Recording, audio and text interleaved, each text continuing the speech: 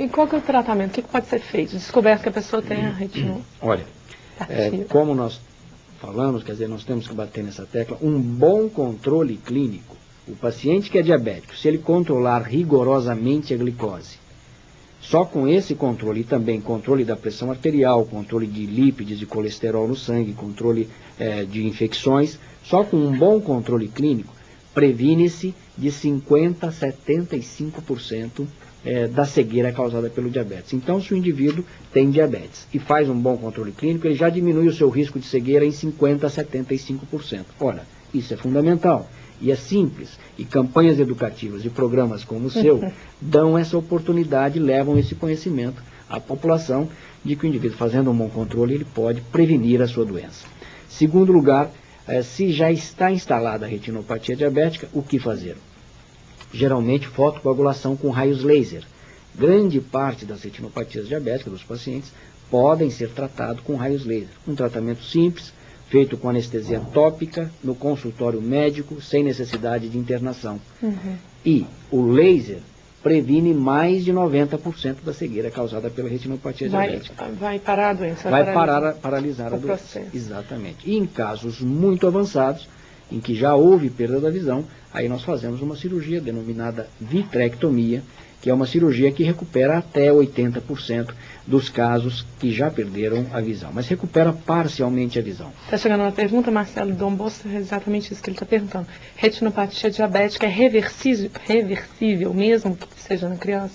É o que o senhor está dizendo, se descoberta a tempo? Se descoberta a tempo, nós conseguimos estabilizar o quadro e impedir que ele evolua. Ocasionalmente, nós conseguimos fazer a reversão de alguns casos, mas há um ponto de não retorno.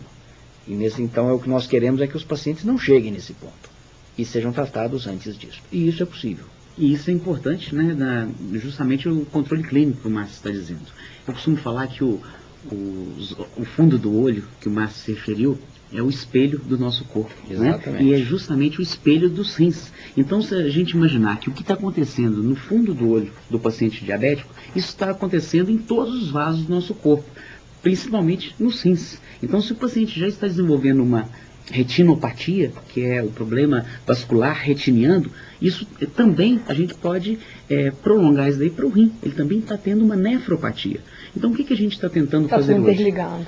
Está tudo interligado, né? Então, são os problemas vasculares, os vasos penianos, então a questão da impotência, os vasos dos membros inferiores, das pernas, né? Os problemas neurológicos, a neuropatia diabética. O que seria neuropatia? Aquela sensação de cãibra, de pé dormente, de dores nas pernas, aquele formigamento. Ele perde aquela sensibilidade no pé.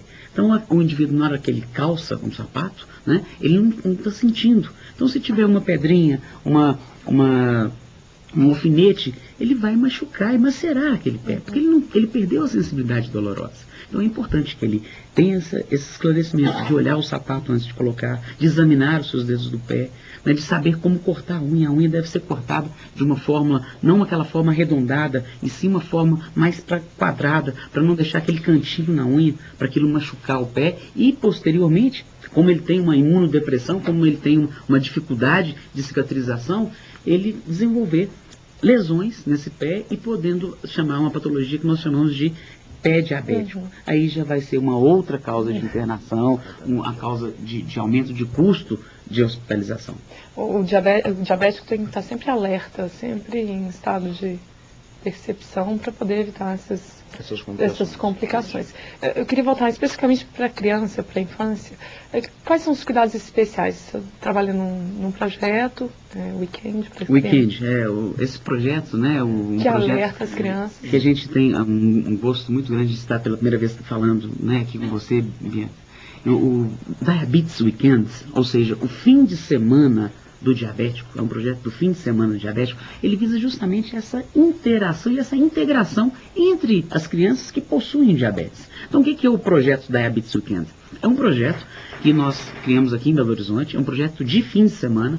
Então, nós vamos reunir de 18 a 22 crianças numa fazenda, né, sem os pais, para a criança aprender a necessidade do seu próprio controle, né, a dependência, saber que ela pode fazer ter uma vida normal, e ali ela vai ter profissionais que vão trabalhar com essas crianças. Então nós temos uma psicóloga, nós temos um nutricionista, nós temos 2 professores de educação física, justamente para mostrar que a atividade física ela é importante no controle do diabetes, ela diminui a necessidade do uso de insulina. Então um indivíduo está usando, por exemplo, 20 unidades.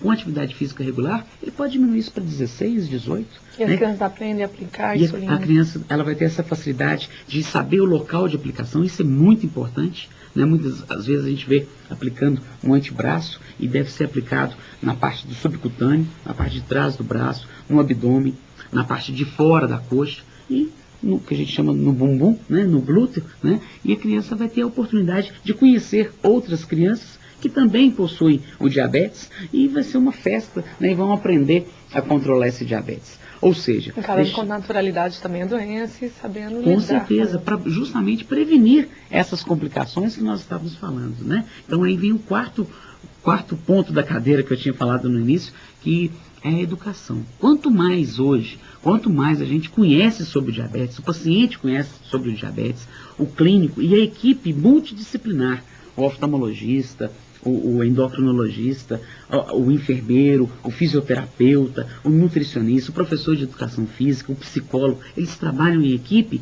o paciente é beneficiado. Esse é o trabalho de prevenção. Vamos ver, a gente tem umas fotos desse projeto Weekend. Vamos lá.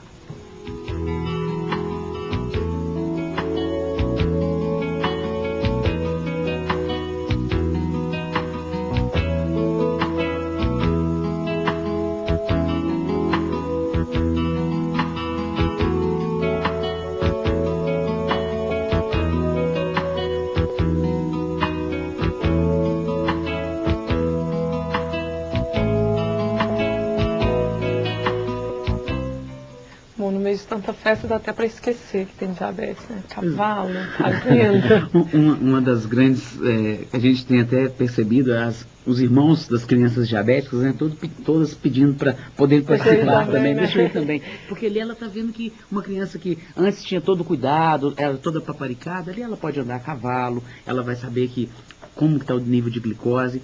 Você viu uma das meninas ali fazendo a ponta de dedo, né? Isso é importante, é uma das nossas grandes conquistas, porque o próprio paciente sabe a todo momento quanto que está a sua glicose, como é que está a sua variação de glicose durante o dia. Então eles aprendem a fazer essa ponta de dedo, né? E aprendem de um modo sem ser em sala de aula, sem ser no consultório médico, aprendem brincando com os próprios profissionais. A gente encerra rapidinho, nosso tempinho já terminou. Manuel, 2 perguntas. Manuel Elias, do bairro Jardim América. O diabetes é hereditário? Sentir sede é um sinal de diabetes? O emagrecimento repentino também pode ser um sinal? O diabetes 2. Muito boa pergunta, né? O diabetes, ele é considerado hereditário, esse diabetes tipo 2, né? O diabetes tipo 2, ele é considerado hereditário. Esse que passa de pai para filho, de avós e pula geração, né? Em relação ao emagrecimento, é um sintoma, sim, de diabetes. A gente não tem aquela insulina, não tem a chave para abrir a porta, então o organismo ele lança mão de destruir, por exemplo, os músculos, destruir as proteínas para virar uma fonte de energia. Então o emagrecimento deve ser pesquisado. A sede intensa, como nós já comentamos, também é um dos grandes sintomas do diabetes. Bom, a Rosângela da Floresta está perguntando se você tem convênio e como faz para participar do Hotel Fazenda. Vou pedir para vocês deixarem um telefone de contato e as pessoas entram em contato. Doutor Márcio. Eu vou dar o telefone da Sociedade Brasileira de Retina in Vitro também, da qual eu sou o presidente.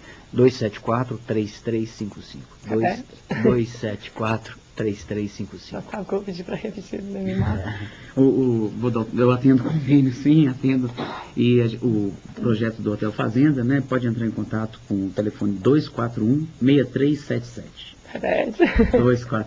241-6377. Gente, muitíssimo obrigada pela participação. Tendo qualquer novidade, o programa está aberto para a gente divulgar. Muito obrigado você pela oportunidade realmente de divulgar esses conceitos para a população. A gente que agradece, lembrando que a incidência de diabetes só tem aumentado, só tem crescido na nossa população e programas como o seu é importante para essa divulgação. Tá? Muito obrigada.